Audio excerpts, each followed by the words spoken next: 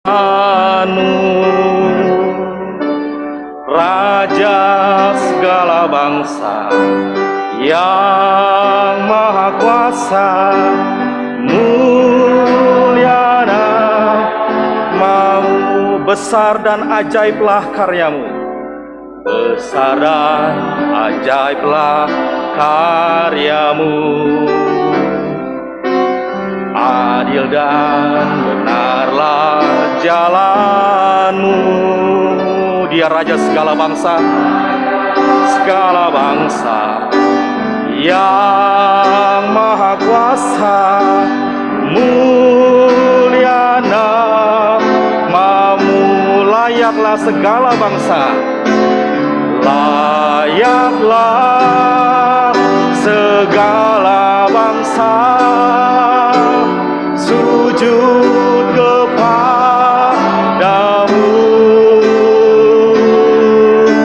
sebab Kau Allah yang kudus, layak disembah. Kita naikkan pujian ini sekali lagi dengan penuh hormat, kita katakan besar dan ajaiblah, ajaiblah karyamu. Sungguh adil dan benarlah jalannya, benarlah jalanmu. Dia Raja segala bangsa, Raja segala bangsa yang maha kuasa, muliana, mamu layaklah segala bangsa menyembahnya, layaklah segala bangsa sujud kepadamu, sebab Kau Allah yang kudus, layak disembah. Layaklah segala bangsa, layaklah segala bangsa sujud. Ajaib Tuhan, ajaib Tuhan, maka jiwaku pun memuji-Mu. Sungguh besar Kau Allahku, kami memuji kebesaran-Mu, kami memuji kebesaran. Waktu dan tempat saya serahkan kepada hambanya, Bapak Pendeta Erwin, untuk menyampaikan firman Tuhan. Maka jiwaku pun memuji-Mu. Ajaib Tuhan, Kau Allahku, sungguh besar Allahku.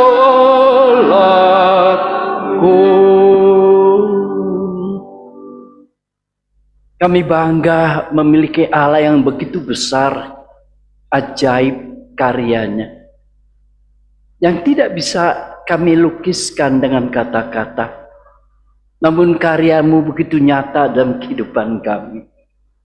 Maka biarlah kami hari ini coba mau merenungkan tentang Allah yang pencipta, yang begitu besar, agar kami boleh melangkah bersama dengan Allah yang besar ini, masuk di dalam tahun 2022, untuk kami melangkah dengan besar hati, agar kami berani untuk menghadapi semua tantangan.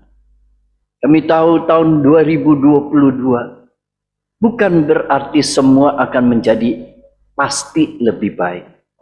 Namun kami ada satu Allah yang baik, yang bersama dengan kami masuk di dalam tantangan itu.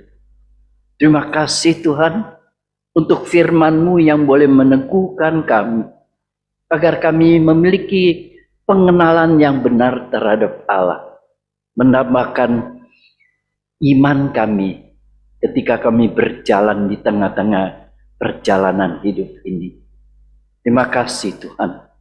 Saat ini kami mau dengar firman, Biarlah Tuhan, Roh Kudus-Mu bekerja untuk mengantar firman ini masuk di dalam hati setiap kami dan bekerja untuk memberikan kekuatan. Inilah doa kami yang kami panjatkan. Hanya dalam nama Tuhan Yesus kami berdoa. Amin. Silakan duduk. Selamat pagi, saudara kekasih. Ya, hari ini banyak yang hadir dan ada juga yang baru hari ini pertama hadir, dan saya bersuka cita kita boleh tetap di hadirat Tuhan beribadah bersama pada minggu yang pertama dan pada tahun yang baru, tahun 2021. 22, maaf. Ada yang cepat ya. Padahal di bawah saya lagi pikir, jangan sampai si Yudis ngomong 2021. Baik, saudara kekasih. Ya, kita masuk di dalam tahun yang baru. Di dalam bulan Januari kita ada satu tema yang kami rancang khusus untuk kita mengenal Allah, memiliki satu konsep yang baik. Kenapa? Sepanjang perjalanan kita sebagai orang percaya, saya nggak tahu, saudara dan saya, kita memiliki konsep tentang Allah, pengenalan Allah yang seperti apa. Mungkin juga kita memikirkan Allah seperti apa yang kita pikirkan. Mungkin juga kita punya pemikiran Allah, kita gabungkan antara di mana Allah yang kita dengar dengan apa yang orang ceritakan, seakan-akan itu menjadi suatu Allah yang kabur, nggak jelas. Ketika saya bertemu dengan seseorang dan ketika lagi dalam konseling, dia bertanya, banyak hal yang terjadi dalam hidup ini, apakah itu karma saya? Saya mungkin banyak bikin salah. Saya banyak bikin yang membuat saya harus terima hari ini sesuatu karma yang nggak baik. Saya kata, kamu harus mengerti, karma itu adalah bagi orang-orang yang nggak mengenal Allah. Artinya apa? Karena dia tidak ada tahu ada Allah yang mengatur kehidupan, maka dia mulai berpikir dari apa yang saya berbuat itu akan saya terima. Apa itu sama dengan tabur tuai? Beda, saya bilang. Nah, hari ini kita juga punya konsep yang sering waktu berbeda. Kita kurang jelas. Karma adalah apa yang saya buat untuk menentukan apa yang saya harus terima nanti. Seakan-akan Tuhan tidak ikut campur dalam kehidupan kita. Tetapi tabur tuai adalah apa? Apa yang kamu lakukan, kamu harus terima apa akibat daripada perlakuan kamu. Artinya apa? Kamu nyuri ditangkap polisi, itu adalah tabur buai. Bukan berarti nanti kamu boleh lepas daripada tanggung jawab. Nah, kekristenan memiliki suatu Allah di dalam satu konsep, artinya apa? Kamu lakukan sesuatu sebagai apa yang kamu tabur, ya kamu harus tuai akibat dari perbuatan itu. Tetapi Allah ikut campur di dalam setiap kehidupan kita. Itulah jadi kemenangan kita sebagai orang Kristen. Mulai hari ini, coba kita punya satu konsep. Pergumulan kita bukan karena dulu saya salah. Tetapi bagi orang Kristen, kita tahu waktu ini terjadi kesalahan saya, sehingga saya harus tanggung akibatnya. Tetapi ada Tuhan yang tidak lepas ikut di dalam seluruh peristiwa dan apa yang akan terjadi di kemudian hari. Saudara, ini menjadi satu konsep yang penting untuk kita mengenal Allah. Dan hari ini kita ada satu tema, yaitu tema Allah pencipta alam semesta, yang diambil dari Yohanes 1 ayat 1 sampai yang ketiga. Saya pikir saya tidak perlu ulang lagi, tadi kita udah rame-rame untuk bacakan bersama. Suatu 3 ayat ini memberikan suatu pengertian yang sangat kaya, sangat luas, berkaitan dengan penciptaan, dengan berkaitan dengan Allah Sang Pencipta. Maka saya mau mulai untuk berkata kepada kita, waktu kita masuk di dalam hari kedua hari ini, yaitu pada minggu pertama dari tahun 2022, artinya ada satu permulaan dari tahun 2022 yang akan kita mulai dan kita akan jalani. Dan tahun 2022 itu dimulai saat waktu kita tanggal 31 Desember ketika jam 00, lalu masuk di dalam detik yang pertama sudah melewati jam itu. Artinya kita mulai masuk di dalam tahun 2022. Ya, dari sini mengajarkan untuk kita mengerti artinya ada sesuatu yang mulai sehingga kita terus masuk di dalam waktu-waktu perjalanan dari yang berikutnya. Saudara, ketika kita melihat ini, artinya tidak ada sesuatu yang tidak ada mulai dari awalnya. Ketika ada sesuatu yang dari awal baru bisa terus berjalan sampai hari ini, maka itulah sesuatu yang perlu kita pikirkan, yaitu sesuatu di awal dari segala awal yang dimulai itu namanya penciptaan. Saudara, maka sepanjang Januari kita akan membahas tentang Allah yang semakin untuk kita boleh punya pengertian yang begitu lebih jelas dan dalam. Dan saya mau mengajak kita lihat, alam semesta ada bukan kebetulan ada, saudara. Artinya ada sesuatu karena ada penyebab yang membuat dia menjadi ada. Saya kasih contoh. Saudara ketika masuk dalam satu ruangan yang biasa saudara masuk, biasanya ruang itu kosong dan melompong. Tetapi satu saat ketika saudara masuk melihat, loh kok ada meja, kok ada kursi, ada lemari. Apa yang muncul dalam pemikiran saudara? Artinya ada satu penyebab untuk sehingga di dalam ruangan itu bisa ada. Ada meja, ada kursi, ada lemari. Nah, itu membuat kita mengerti di dalam alam pikiran kita untuk muncul pikiran bahwa ini pasti ada siapa ini yang menaruh meja ini, yang menaruh kursi ini, yang menaruh lemari ini. Dan barang-barang ini semua ada karena ada penyebabnya. Saudara, manusia untuk berusaha untuk menyangkal. Padahal logika secara manusia diberikan untuk mengerti di dalam keberadaan sesuatu dikarenakan ada penyebab sehingga itu ada. Tetapi manusia sering waktu dengan logika yang mau menyingkirkan Allah, menyangkal keberadaan Allah, sehingga manusia coba membangun teori-teori. Seakan-akan alam semesta ini bukan diciptakan Allah. Maka muncullah yang namanya teori Big Bang. Sudah tahu? Ada yang tahu namanya teori Big Bang? Teori Big Bang hanya coba mau mengukur alam semesta ini sebenarnya sudah berapa juta tahun sih.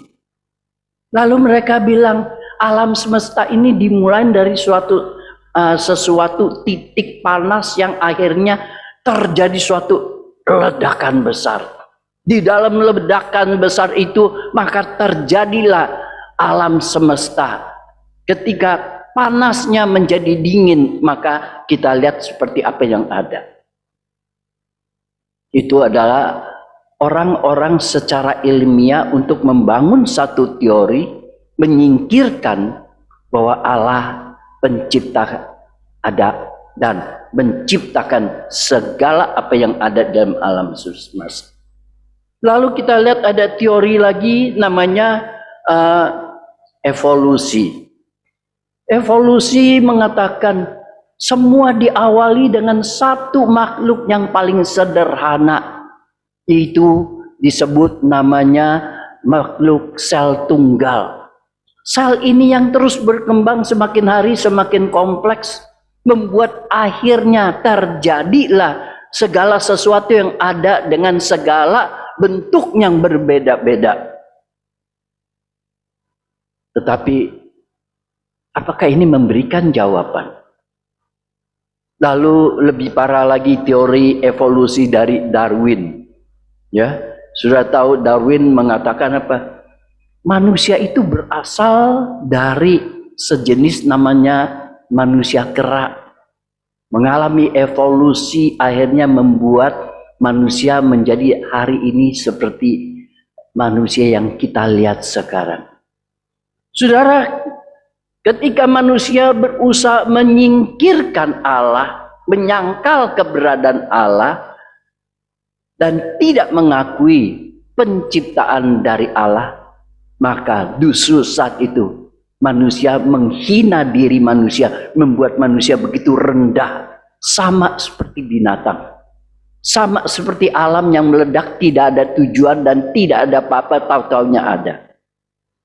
Sudah firman Tuhan mengatakan bahwa Allah adalah Allah pencipta. Alam semesta adalah diciptakan oleh Allah. Maka di dalam kita melihat dari sisi Yohanes pasal 1 ayat yang ke-1 sampai ke-3 menyatakan bahwa Allah sebagai pencipta, dia adalah memulai dari segala sesuatu yang tidak ada menjadi ada. Artinya di dalam dari bahasa Yunani adalah ex nihilo, dari tidak ada, nihil, tidak ada apa-apa menjadi ada. Nah, ini menjadi sesuatu yang berbeda ketika kita melihat bahwa konsep penciptaan di mana manusia mengalami perbedaan dengan apa yang ada di dalam penciptaan dari Allah. Saudara, maka ketika kita melihat Allah pencipta, artinya alam semesta adalah Allah yang ciptakan. Bukan ada karena dia sendiri ada. Bukan ada kebetulan dia ada. Bukan ada karena hanya untuk sesuatu tujuan yang tidak jelas. Allah pencipta. Artinya adalah mengatakan di dalam suatu konsep segala unsur-unsur yang tidak ada, tapi Allah ciptakan menjadi ada, itu melalui suatu karya yang ajaib. Saudara, maka pujian ini saya pikir kenapa kok kebetulan ini banyak yang kaitan dengan apa yang saya mau bawa pada hari ini. Kita adalah percaya kepada Allah yang ajaib. Di dalam karyanya yang begitu ajaib, dari yang tidak ada menjadi ada, dari yang sama sekali tidak ada dibuat menjadi ada.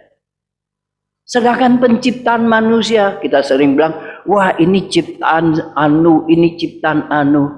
Seharusnya manusia tidak pantas disebut sebagai pencipta, karena manusia cuma mempadukan dari unsur-unsur yang ada di dalam satu ide, mempadukan untuk menjadi suatu bentuk yang berbeda. Artinya apa? Manusia di dalam penciptaan cuma di dalam apa yang ada, digabungkan melalui satu proses sehingga menghasilkan suatu bentuk yang berbeda. Berbeda dengan apa yang Tuhan kerjakan.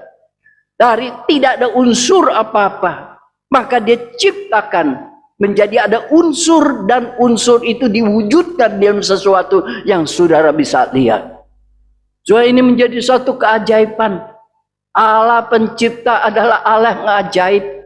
Maka di dalam konsep pemikiran manusia ini adalah tidak mungkin, mustahil. Tetapi saya mau mengatakan, justru itulah Allah pencipta yang mustahil bagi manusia, yang tidak masuk akal di dalam rasio manusia. Dialah yang pencipta di dalam segala keajaiban. Saudara kekasih, mari biarlah kita coba kembali melihat bagaimana di dalam penciptaan Allah terus bekerja. Di dalam penciptaan untuk kita melihat bagaimana di dalam kita lihat dari Kejadian 1 ayat pasal yang pertama, ayat yang ke-1 dan 2 dikatakan pada mulanya Allah menciptakan langit dan bumi. Lalu dikatakan apa? Roh Allah melayang-layang di atas permukaan air. Kitab Kejadian memberikan suatu informasi seakan-akan Allah pencipta adalah ketika Allah menciptakan bersama dengan Roh Allah yang terus mewujudkan dalam satu kuasa yang mewujudkan dari yang tidak ada menjadi ada. Wujud yang nyata, wujud yang pasti, wujud yang bukan di luar daripada apa yang Allah kehendaki. Tetapi kita rasa di mana perannya? Seakan-akan Allah ini cuma di dalam roh yang melayang-layang. Maka di dalam Yohanes 1 ayat yang ke-1 dan sampai yang ke-3. Di sini Allah coba memberikan kita suatu konsep, yaitu suatu hal yang begitu penting untuk kita mengerti. Untuk melengkapi suatu konsep tentang Allah pencipta yang sangat lengkap. Yohanes mengatakan apa? Pada mulanya adalah firman. Firman bersama dengan Allah. Firman adalah Allah.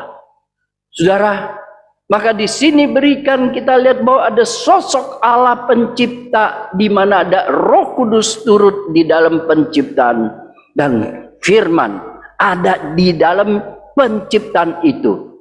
Dikatakan tidak sesuatu ada kalau tidak dijadikan oleh Dia. Memberikan kita suatu konsep tentang Allah Tritunggal.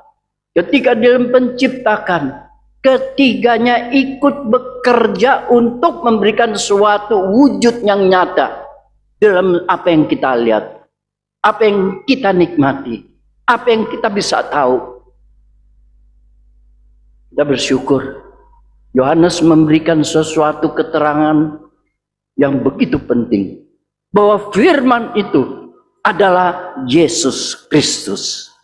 Saudara, maka Yohanes berkata, firman itu menjadi manusia. Firman itu menjadi daging. Dia adalah Yesus Kristus. Saudara, memberikan suatu konsep hari ini. Ketika penciptaan, maka Allah Tritunggal itu bekerja di dalam penciptaan ini. Di dalam penciptaan yang kita lihat adalah apa?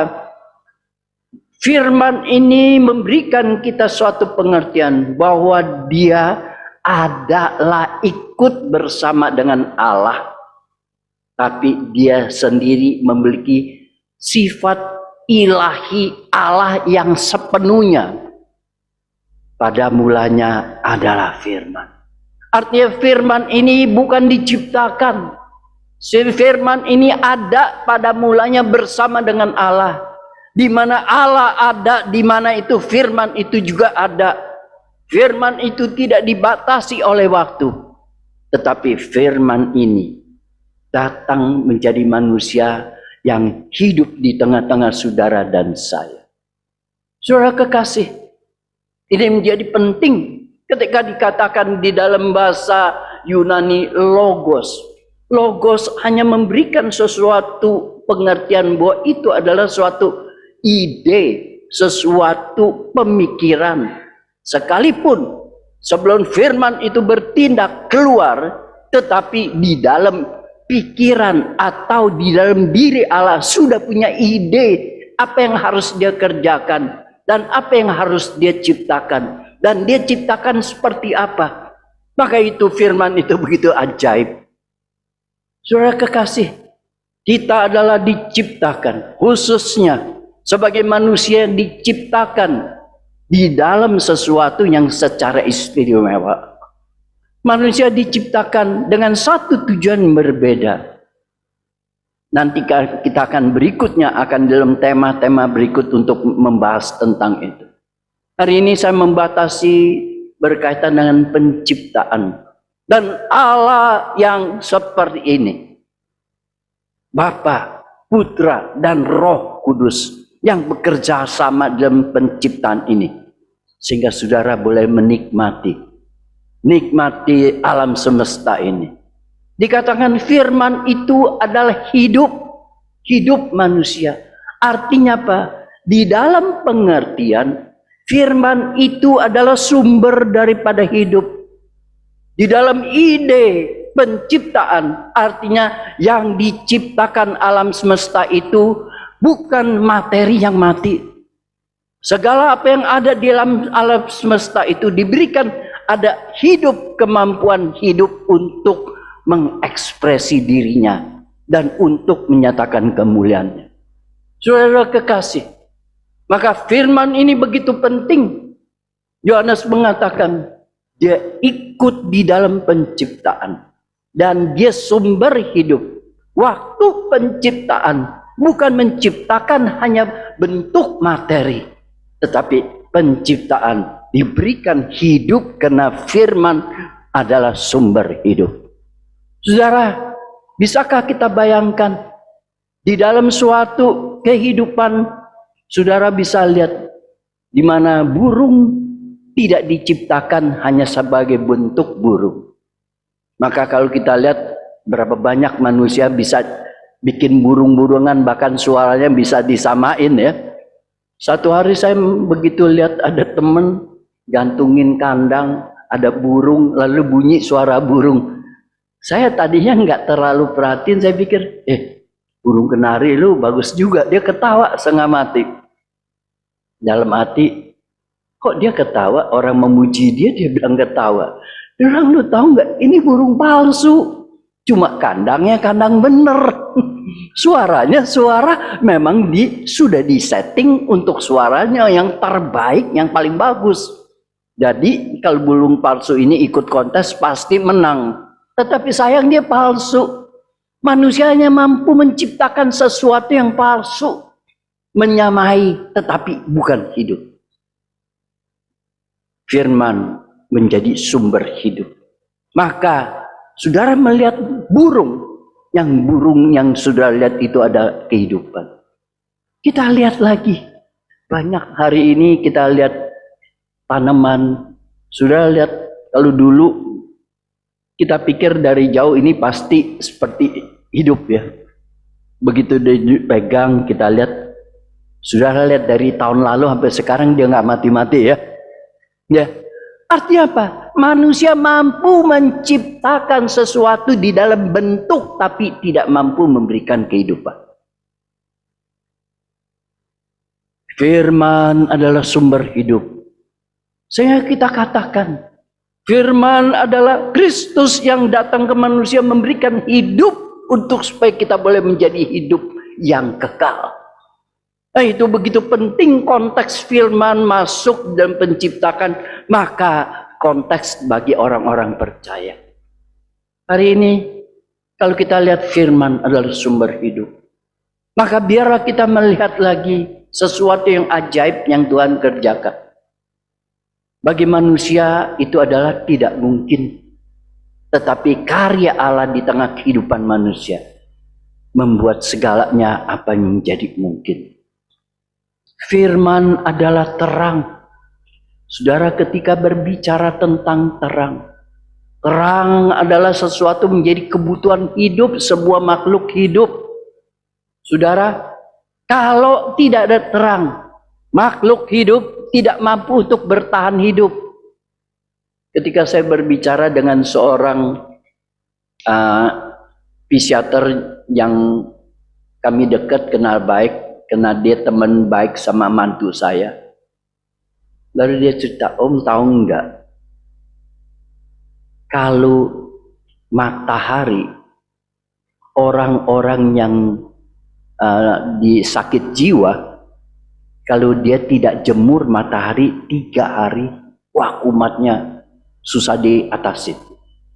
Artinya terang itu begitu penting. Di dalam unsur terang itu memberikan apa yang dibutuhkan oleh manusia. Saudara, kalau lihat, kalau tidak ada terang, tumbuhan pun tidak akan tumbuh menjadi baik. Saudara, firman itu adalah terang. Terang yang memberikan sesuatu apa yang dibutuhkan di dalam makhluk hidup yang ada dalam ciptaan. Makhluk hidup di dalam segala apa yang dia butuhkan, khususnya menjadi terang manusia. Saudara, ketika Yohanes berkata terang manusia, artinya apa? Bukan hanya sekedar untuk kebutuhan hidup manusia. Terang ini untuk memberikan manusia tahu apa yang menjadi kebutuhan manusia terhadap kebenaran. Terang ini menjadi suatu supaya manusia mengerti dan tahu kebutuhan di dalam untuk keselamatan.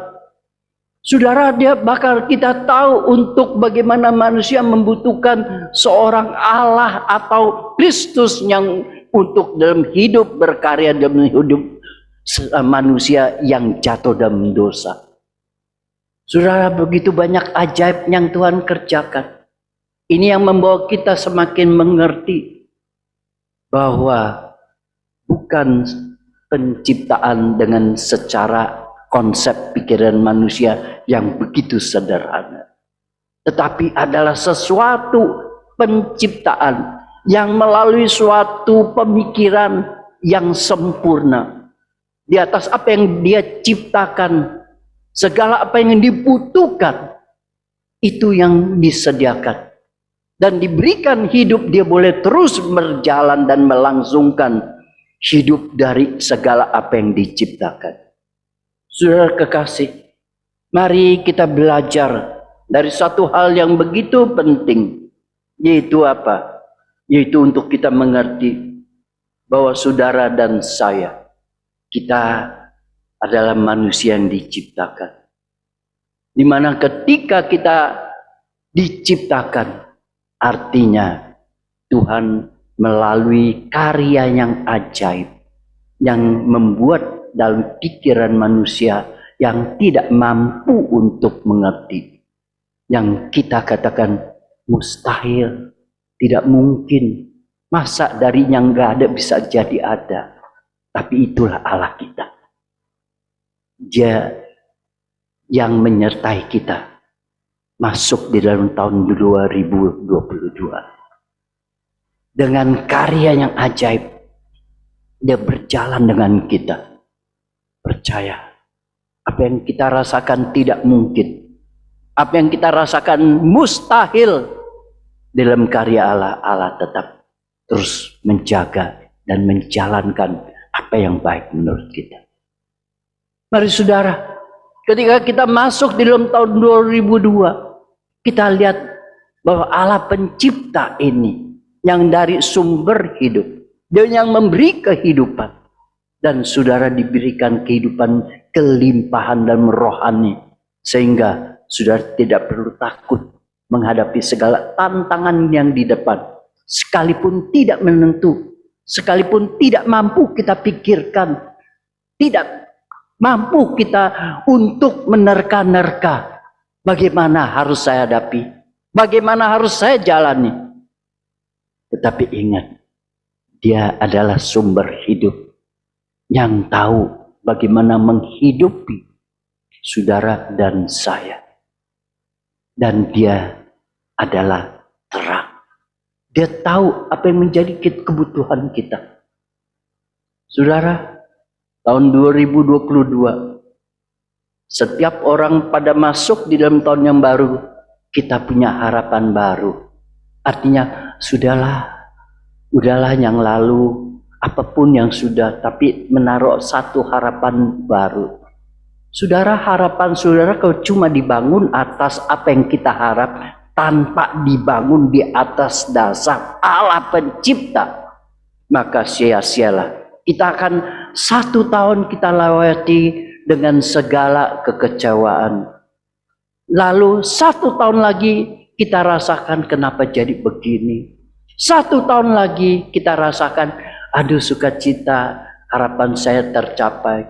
Tetapi belum tentu di dalam tahun-tahunnya saudara akan mencapai pada harapan saudara.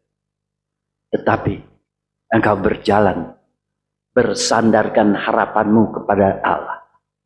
Allah pencipta, berjalan bersama kita. Maka banyak hal yang kita tidak mungkin pikirkan apa yang terjadi.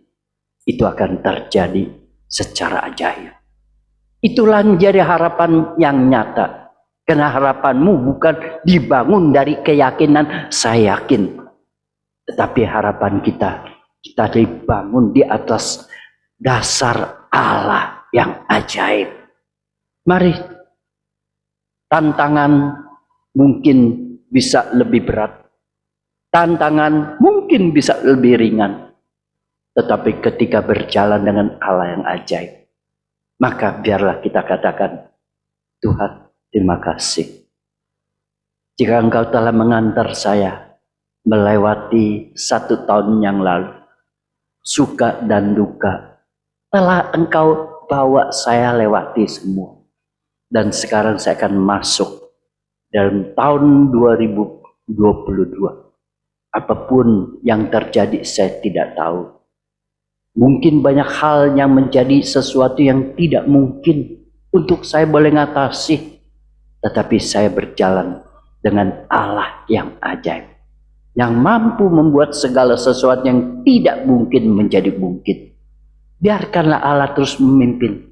Jangan menaruh kemungkinan itu menurut pikiran kita. Tapi biarkan kemungkinan itu adalah karya Allah yang terbesar dalam kehidupanmu, kehidupan saya. Dan menjadi tahun 2022 menjadi suatu peluang buat kita boleh tetap mendapatkan bahagia. Hari ini kita lihat ada perjamuan kudus di hadapan kita. Supaya kita mengingat kembali bahwa Kristus mati, dia tahu kebutuhan kita. Dia tahu manusia membutuhkan keselamatan. Dia tahu manusia perlu untuk mengenal kebenaran. Dia tahu manusia di dalam segala kekurangan perlu Allah menyertai.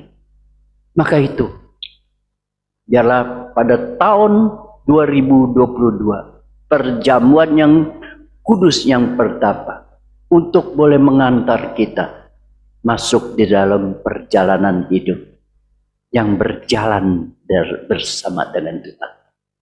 Maka ketika kita memakan roti dan anggur sebagai suatu tanda bahwa dia ada di dalam kita, bersama dengan kita, untuk menjalankan hidup ini bersama dengan kita. Roti dan anggur memberikan kita pengertian bahwa kita perlu ada keselamatan. Dia pun menyediakan apa yang kita perlukan. Keselamatan yang begitu penting. Maka ada apakah yang tidak dia sediakan untuk kita? Jikalau hanya keselamatan yang paling penting dia sudah sediakan, ada apa lagi yang dia tidak sediakan untuk kita? Kita melihat dia sumber daripada kehidupan. Maka biarlah kita melihat kematian yang memberikan kita satu damai sejahtera.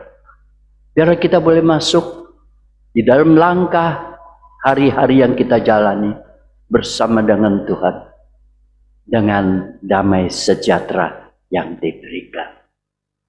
Mari kita persiapkan hati untuk masuk dalam perjamuan. Saya berikan waktu untuk kita sama-sama merenungkan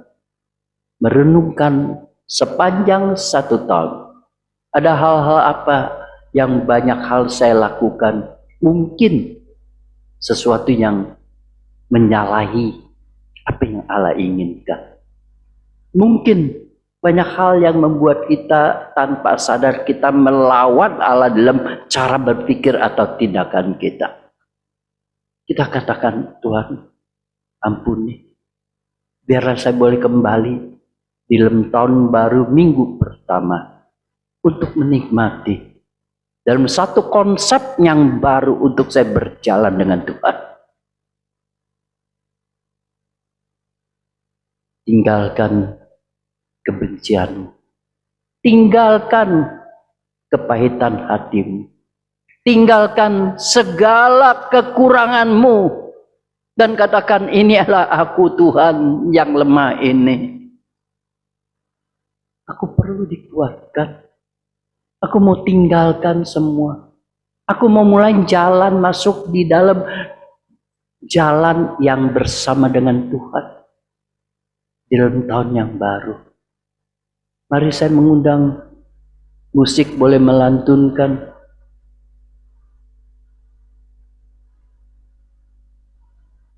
Untuk mengantar kita merenungkan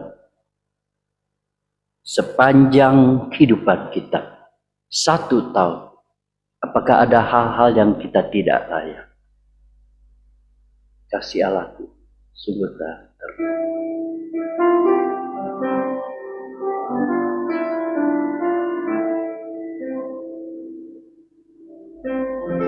katakan, Tuhan, kasih-Mu yang menjadi kekuatanku. Kasih-Mu menunjukkan bahwa Engkau tidak pernah tinggalkan aku. Kasih-Mu untuk saya melihat apa yang saya perlukan, Tuhan sudah sediakan. Kasih-Mu untuk merubah konsep pikir saya. Apa yang tidak mungkin akan menjadi mungkin di dalam tangan Tuhan. Karena Dia sudah berikan dirinya untuk kita.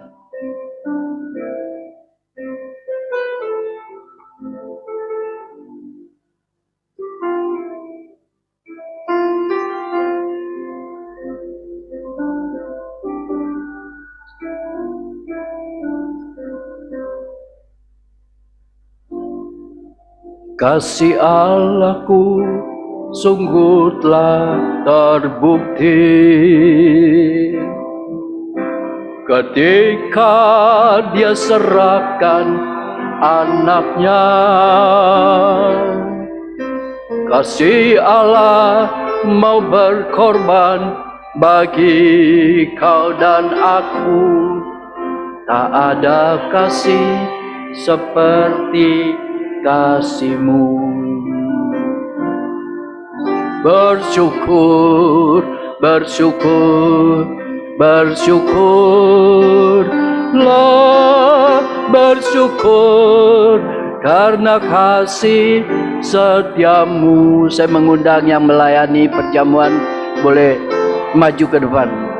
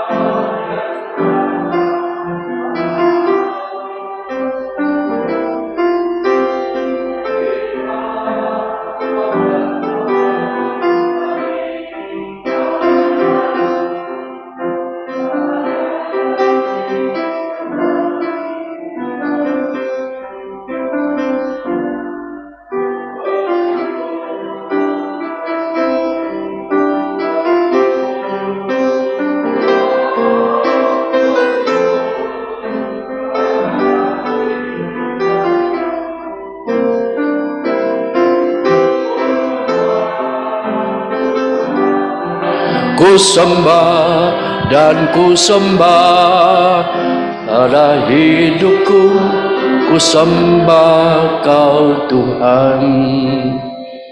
Demikianlah firman Tuhan.